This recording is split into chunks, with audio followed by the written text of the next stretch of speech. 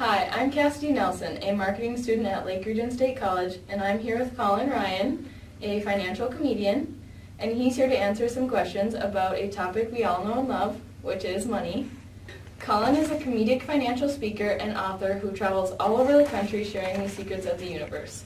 Colin has performed across North America and Europe, has partnered with National Geographic Television, and was named one of the top 10 youth money presenters in the U.S. Welcome, Colin.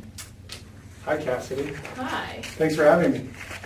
All right, so the first question I have for you today is, what is something your parents used to say to you about money? I wasn't really comfortable asking for money. Like, who is? Yeah. So for me, it kind of became a question of how can I get a job or start to make my own money so that I don't have to ask anymore? And that's where I found like earning money and saving money was a way to kind of be independent. Exactly. I mean, let's be honest, my parents still paid for the house I lived in and the food I ate, but it was like even with a little bit of money, I started to figure out I could have a level of independence, and I like that. What is something about money you wish you had learned sooner? It's a good question.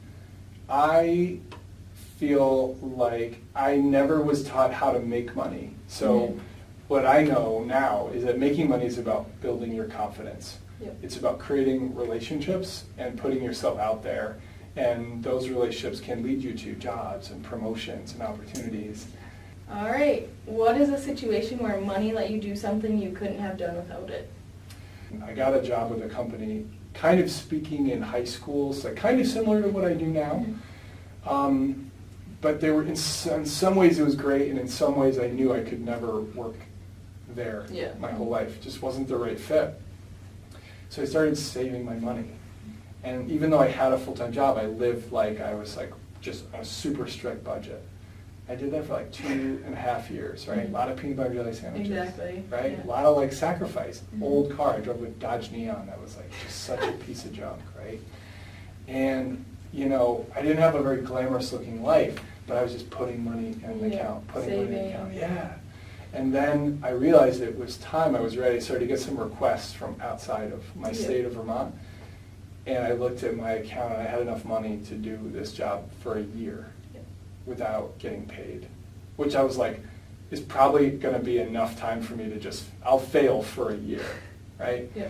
And I got out and I was able to say to myself and to people who cared about me, like, I'm ready, I'm gonna take this step, like, please build me up, back me up, I'm gonna do this. And I walked out of that office, I quit, I like carried my cardboard box of like office stuff out. It was the weirdest feeling because I didn't get fired.